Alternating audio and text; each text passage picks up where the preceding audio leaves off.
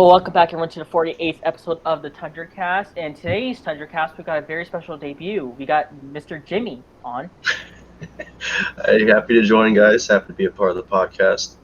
And today's guest, we got Oilers Nation writer Zach Laing. And we're going to talk about the struggling Oilers and what we can see them do in the future, moves-wise, and if they can salvage the season. So first off, the Oilers just placed I think 5 players in a COVID protocol today. Yeah. Yamamoto, Bouchard, who's been their best right shot defenseman this year, those Cuckoo, all those guys. So could you see is Monday's game even to go? Are they going to play Monday because they got so many COVID guys on COVID protocol? They got 10 forwards, 4 defensemen available. Is it safe to play Monday? Yeah, it's a good question. My colleague Bagged Milk at Oilers Nation reported that it's probably unlikely that the game's going to go ahead. It's a difficult situation for the team to be in right now. As you mentioned, there's a number of players and a number of staffers that have entered protocols. So it looked like the team was practicing today. I would be probably cool on the side of them actually playing on Monday against the Senators. Yeah. All right. So, I think we can actually just go ahead with the real question. So. Cool. Who's first? Let's see. Oh, I will pop right in there. Give me 1 second.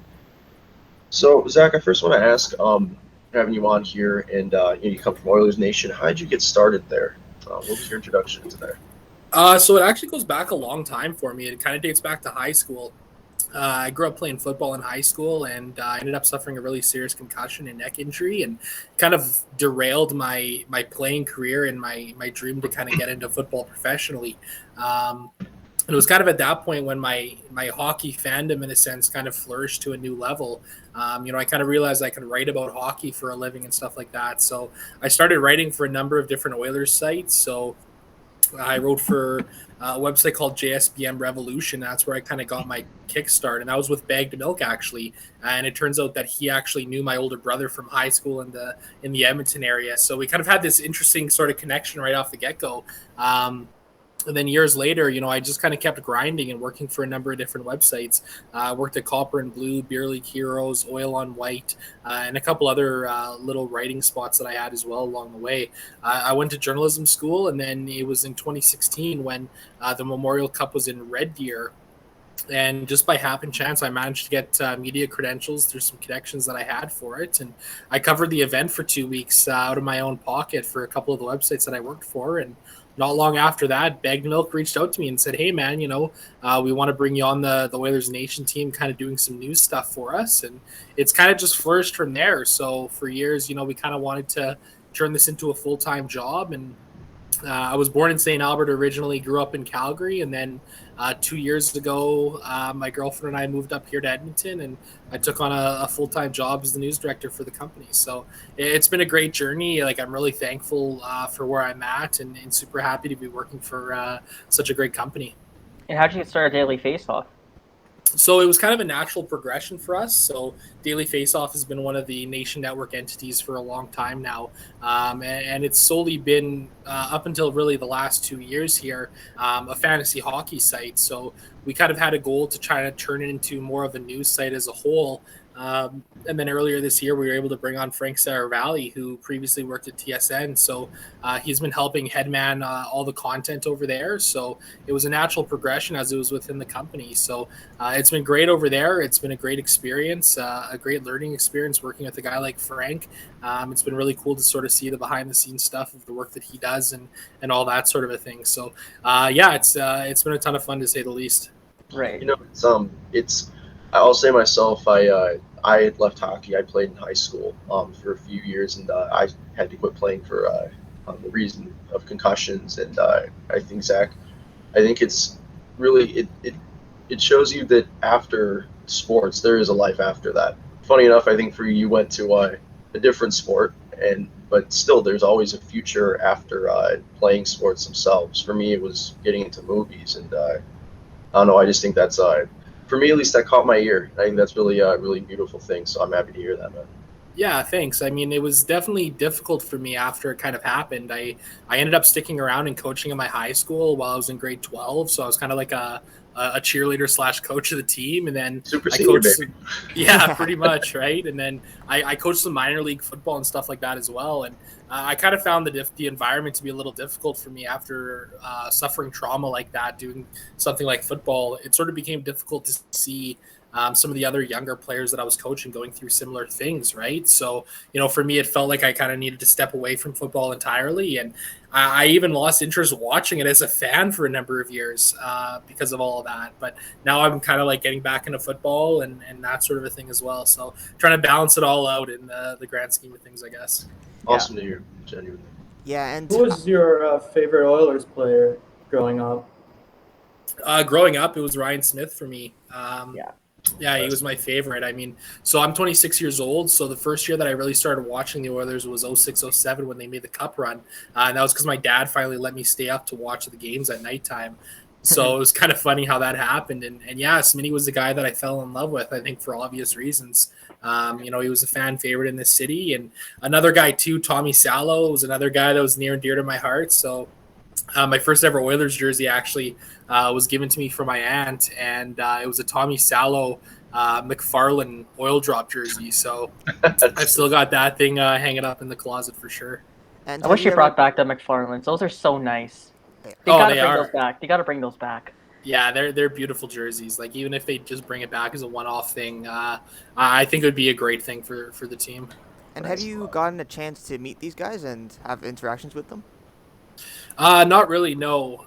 So right now we're still sort of distanced from the Edmonton Oilers. So unfortunately, we don't have media credentials yet to get into any of the games or anything like that. But, I've had some run-ins with some players outside of the rink before and in my past and some executives. And, it's pretty cool to say the least. Yeah. Yeah, so the Oilers started 6-15, but there were a couple warning signs with the Oilers skid and falling to 10th in point percentage in the West. What do you think they can still do to make the playoffs? Well, it's a great question, honestly. It's a difficult spot the Oilers find him in right now. We know and we knew coming into this season that the roster construction wasn't great. We knew there was holes, and we knew the team was taking a massive risk in net by bringing back both Koskinen and Mike Smith this year. Unfortunately, it's gone how many kind of predicted it would. Smith hasn't stayed healthy. Koskinen's done what Koskinen's done. I mean, he's a backup goaltender in the NHL, and the team knows that. They knew coming into this year that they couldn't rely on Koskinen in a larger sample size, and he's faltered. And, of course, Mike Smith, he hasn't stayed healthy, right? That's been a huge issue for this club as well. I think in the short term, bringing up a guy like Stuart Skinner and giving him some more runway with his team, I think is a great move. And I think there needs to be a bit of a transition to, some of these younger players on this roster. And I think Dave Tippett and the coaching staff needs to put a little bit more trust in some of these guys. You look at the most successful teams in the NHL, whether it's the Tampa Bays, the Colorados, et cetera, they all have a lot of young players playing on their rosters that sort of help round out the bottom sixes.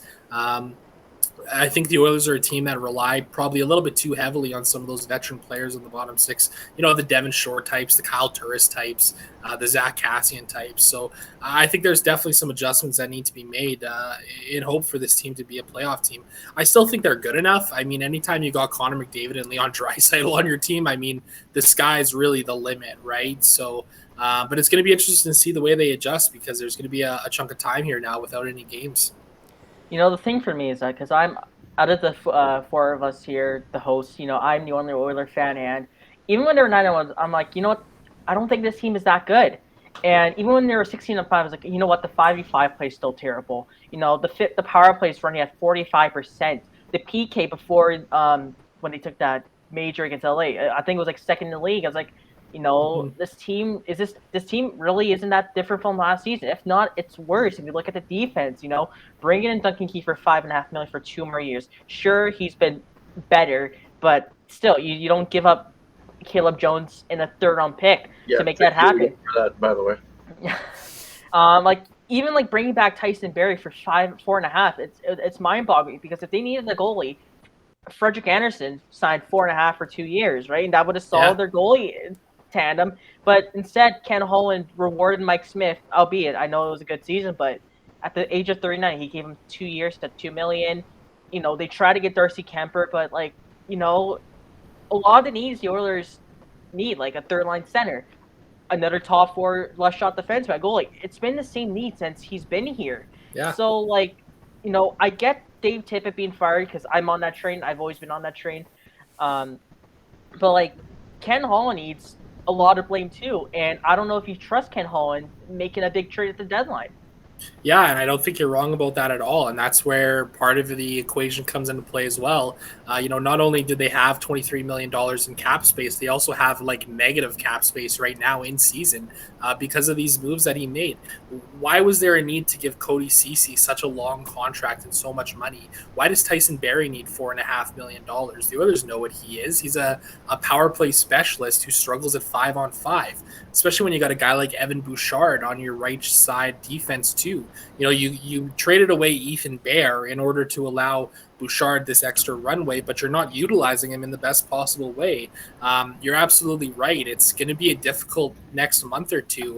What teams out there are going to want to throw the Oilers a life draft in any sense of the term right now? Teams look at Ken Holland and know that they can rake him over the coals because he had all of the leverage in the Duncan Keith scenario, and he folded like a cheap deck of cards and caved to exactly what Chicago was looking for, and that was to offload their entire salary.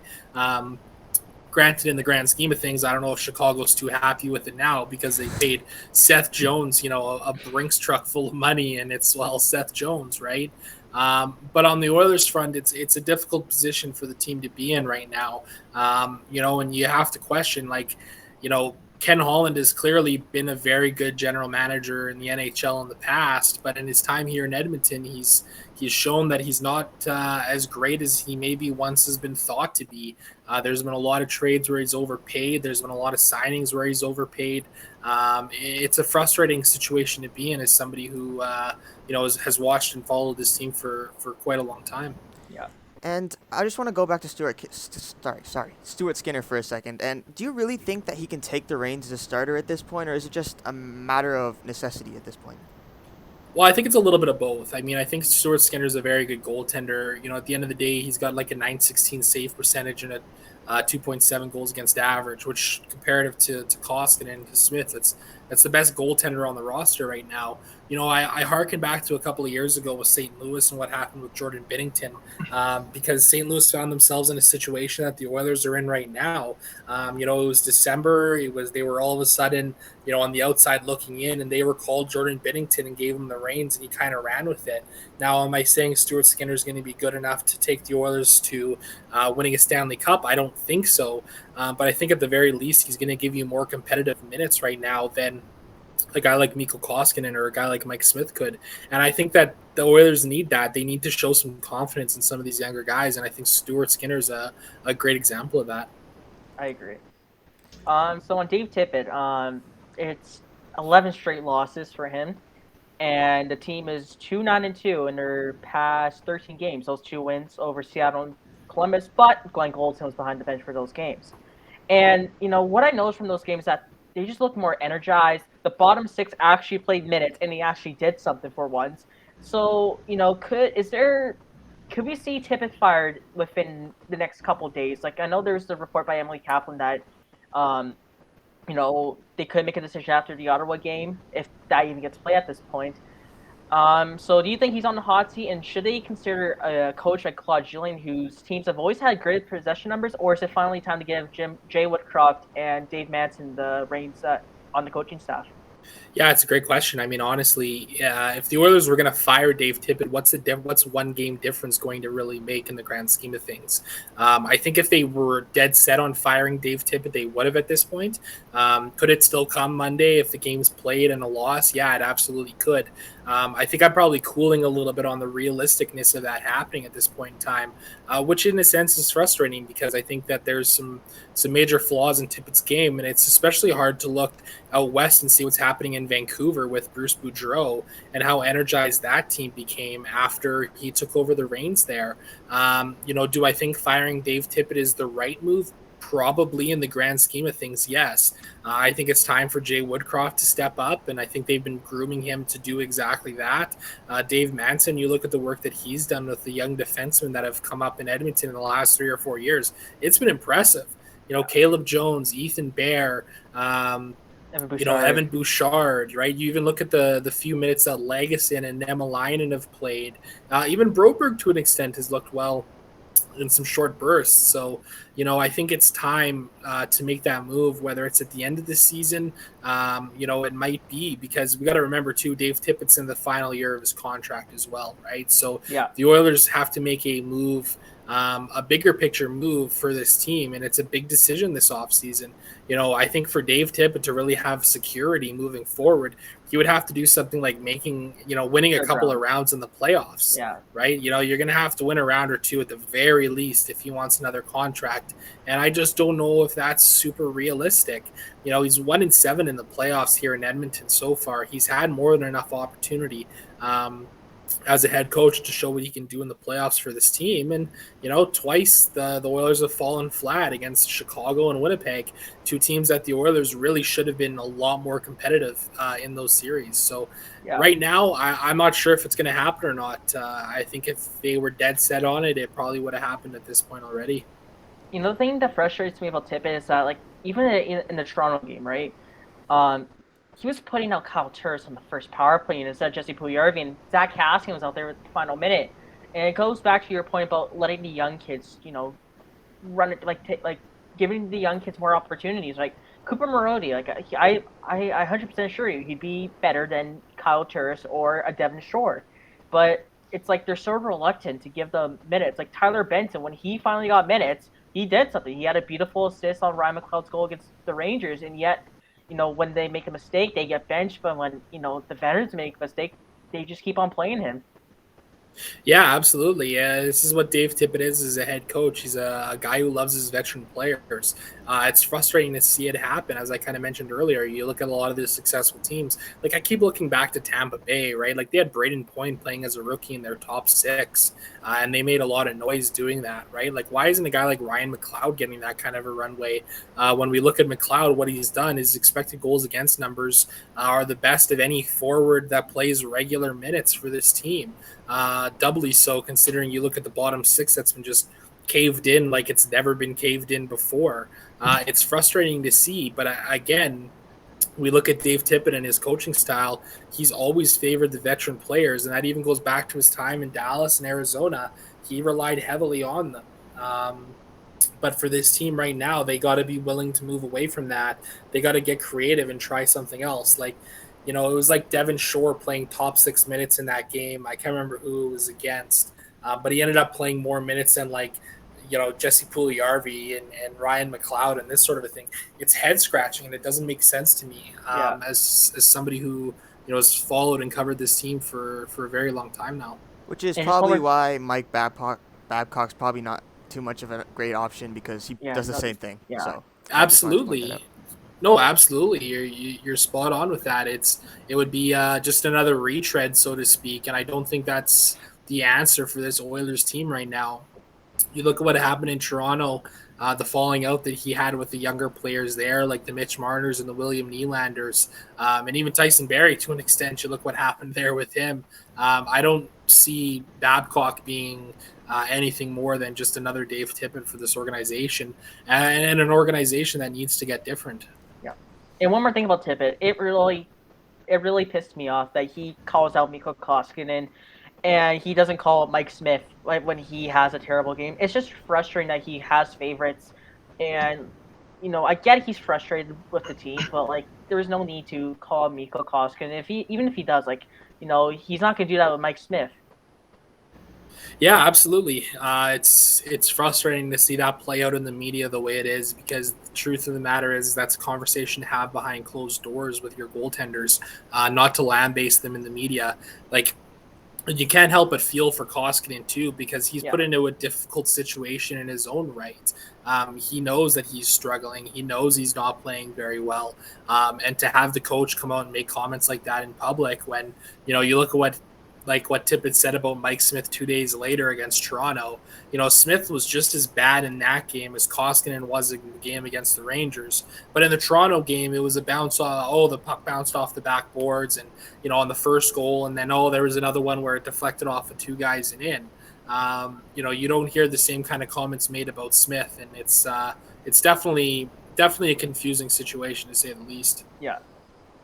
All right. So trade targets wise, the trade deadline is 2 months away, and we don't know what the Oilers are going to do. And I actually made on Substack, I created an article about potential players the Oilers should be interested in. And one of the guys I brought up is Travis Sanheim. I think he'd be a good fit on that second left-hand pairing. He has another year left of $4 million, and he's still 25. Like, those are the players the Oilers should actually try to trade their first-round picks for. Just what are some targets that you would want to see Edmonton acquire, and do you think they're active at the deadline? I think Sanheim would be a great target. I've been a fan of his in Philly for some time. The truth of the matter is I don't know how active I see the Oilers actually being. I think they try and address the goaltending position. I think they try and move out Koskinen and bring in another body. Who that is, I'm not exactly sure because, again, teams look at the Oilers and they see an organization that's desperate to make the playoffs. And that's sort of a situation, right? So, would like to see a trade for a goaltender. I think that's probably the most realistic thing. And then from there, probably something to address the back end. I don't know if Ken Holland's creative enough to go for a guy like Travis Sanheim, unfortunately. Yeah. But it's hard because the thing is like any move the Oilers make has to be virtually dollar in, dollar out, right? If we're being realistic, a guy that the Oilers should absolutely be targeting is a guy like Jacob Chychrun in Arizona. He's a great young left shot, cost-controlled defenseman who's making $4.6 million, which is $100,000 off of what a guy like Mikko Koskinen is making, for example. So, maybe there's a larger trade to be made there where, you're addressing that left side and adding some more depth there. The other side of the equation is Ken Holland just brought in Duncan Keith to be the Oilers' second pairing left side defenseman. Any move to bring in a left shot defenseman in a sense of the term might be signaling that Holland knows he made a mistake. And does Holland let his ego get in the way of making a move that would better this team? Is he willing to admit that, maybe we need more help on that side, even though Keith has been brought in? I don't think Keith has been a terrible player for the Oilers per se. But at the end of the day, you look at what they brought him in to do, and it's hard to see him doing what the team wanted him to do. They wanted Keith to come in and play big minutes, and they talked him up to doing so, and it hasn't quite happened that way. Yeah. Is there anyone you can see the Oilers trade soon? Maybe a guy like Barry, or try to get rid of Zack Kassian? Yeah, Kassian's definitely a possibility. There was a lot of rumors last offseason surrounding Kassian trades, so he's a player that could be an option for sure. Tyson Barrie, he's another guy that's an option, but again, he just got re-signed this last offseason, so I don't know how quick Ken Holland would be to try and flip him. I think the most realistic one is probably Mikko Koskinen. I wouldn't be surprised to see him moved whatsoever, but again, Koskinen still a lot of money on the book for this year, $4.5 million. And I believe he has a partial no trade clause as well. So he would control some of his future. So, it's again, it's a difficult situation for this team to be in because they're so tight against the cap. They've dipped so heavy into that LTIR pool as well. Yeah. So, Go ahead. No, you can go. Go ahead. All right. Just about Philip Broberg, right? I saw there was a Canucks reporter, writer, I don't know, saying that Broberg, is essentially a bust at this point, which I don't necessarily agree with. We all know that the Oilers made a mistake at the draft. The day that the decision was made to draft Philip Broberg, they could have easily had a Trevor Zegras, an Alex Newhook, Peyton Krebs, Matthew Boldy, maybe not so much now, but Cole Caulfield. But, to call someone like Broberg a bust this early in his career is kind of far-fetched. And I mean, he's really grew his game under Jay Woodcroft. I mean, he has 12 points in 18 games, and it really looks like, especially on the defensive side of things, he's improved. Yeah, definitely. I mean, again, I think in hindsight, it's always 2020, right? It's hard to look at what Trevor Zegras is doing and saying, wow, imagine that in the Oilers' top six. That would be incredible to see right now, him playing alongside a guy like McDavid. But again, there's not much we can do to change the past, so we have to look at what we got in front of us. And you're right, Philip Broberg's still a very young defenseman who's playing his first year in hockey in North America. So, he's up to 13 points in 19 games. He had another assist last night in the Condors game, and he's looked good. And I liked what he did at the NHL level, too, when he came up and played those 8 games for the Oilers earlier this season. I think he's closer than he is farther away to stepping in and playing some minutes. Look, I still think Broberg is going to be a very good top 4 defenseman in the NHL in the long run. And, in hindsight, too, maybe it makes a little bit of sense. A guy like Oscar Klefbom, the team knew at the time his shoulder was pretty damaged, and there were some question marks about his ability to keep playing. And I think that played into the decision to draft Broberg a lot over some of those other options that were available. So, and not to contradict anything, any praise or anything positive about that draft pick or anything at all that Ken Holland's done, but do you trust him going forward with this team? Do you trust him going into this offseason, seeing how he handled things last season? Not to say that the front office would actually have the guts to fire him, but if it's your choice, do you want him going into that offseason again as the Oilers GM? Honestly, no, I don't. Yeah. I don't feel confidence based off of the track record of what he's done solely. I don't think he's improved this team far and away enough given the time that he's had to do so. He's been here for 3 years now, and there really hasn't been a move that he's made that has made this organization better or this team better. Earlier it was mentioned that the shopping list remains the same: a top 6 forward, a bottom 6 center, a goaltender, and some defensemen. And no matter who he's brought in, nobody's been able to fill that bill. You even look at some of the trades he's made. I think in one sense of the term, I'm okay with it because I'd rather have a general manager who's active than somebody who's sitting on his hands a little bit too much. At the very least, Ken Holland has tried to make this team better. Granted, not under the ways that really should have been, but in the same breath, I am content with the fact that he's at least been trying to make this team better. But again, no, I don't really feel confident that he's the guy who's going to be able to make the moves necessary to really improve this team. Yeah. And to that point, would you say that the time he spent as Oilers GM been pretty much a waste, a throwaway couple of years? Would you say that, or is Yeah, I mean, I think yes and no. I mean, the Oilers have had quite a bit of regular season success in the last couple of years as well under Dave Tippett and Ken Holland. I definitely think that there's some praise to be there. I think, to a certain extent, they've been able to extract a lot out of some of the players that they've had. A guy like Mike Smith, you look at how well he's performed in the last 2 years. Granted everything else that comes with Mike Smith being your starting goaltender at 38 years old, right? Where's the pump? Yeah, exactly, right? But, there has been success in Edmonton under both Tippett and Holland up until this point. But again, it's not the growth that this team and this organization needs to see. To be bounced out of the playoffs in the first round twice, again, against teams like Chicago and Winnipeg, who the Oilers on paper match up with extremely well, is suspect at best. So, we all know what the general manager playbook is in the NHL, right? Holland's going to have a couple more trades. He's going to be able to get another coach. So, we're probably looking at least a few more years with Holland here as the Oilers general manager. Yeah, That actually ties into my next question, because if the Oilers miss the playoffs, which could happen if they continue this losing streak, fans are frustrated, rightfully so. Like, I became a fan in 2012, the Nail Yakupov days, wow. But a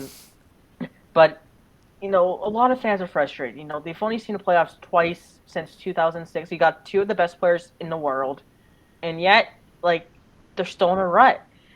And, Daryl Cates has to recognize this. And, they missed the playoffs. Bob Nicholson for sure needs to lose his job, right? And Ken Holland needs to lose his job, but will that actually happen if they miss the playoffs?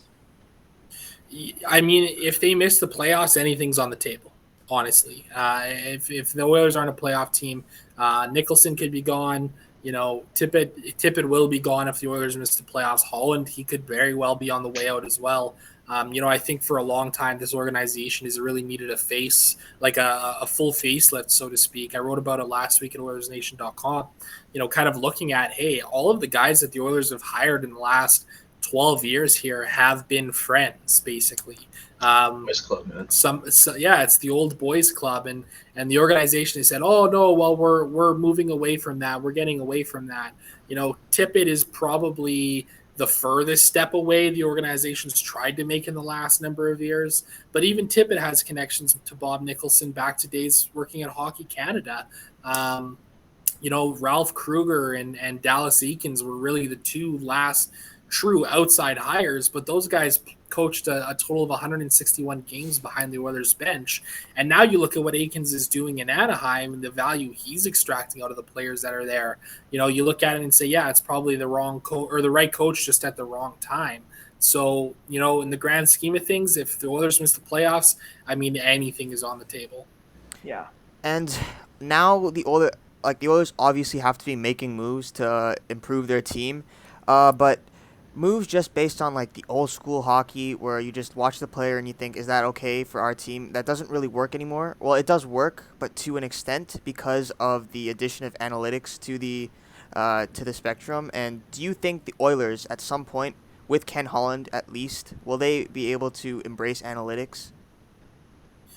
Probably not much more than they have already. I don't really see, the old saying, you can't teach an old dog new tricks sort of thing. I don't know how much you're going to be able to get Ken Holland to fully buy in the way an NHL team in 2022 needs to buy into analytics. The Oilers have a couple of guys, the Maggi brothers, that do some analytics for the team. But I even question how in-depth the analytics that they're doing are for this organization. It's a difficult situation. It's leaving the Oilers behind in the dust, and these other teams have been making more shrewd moves that involve analytics a little bit more. I'm a huge proponent of it. I love the advanced analytics that exist in the market nowadays. But even in that sense, you can't solely rely on analytics either. There has to be a bit of a balance between the two of them. And I think, you look at an organization like Carolina, for example, and Florida, to be specific as well.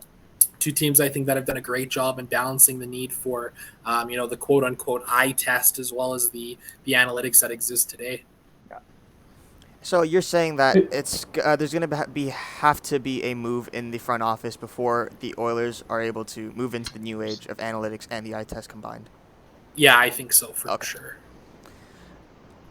Could you see a scenario where McDavid and Draisaitl request a trade, or is that just typical media doing false rumors? I think it's typical fans doing false rumors, to be honest with you. Right. There's no credible person in the media that's going to come out and say, oh, well, McDavid's going to ask for a trade.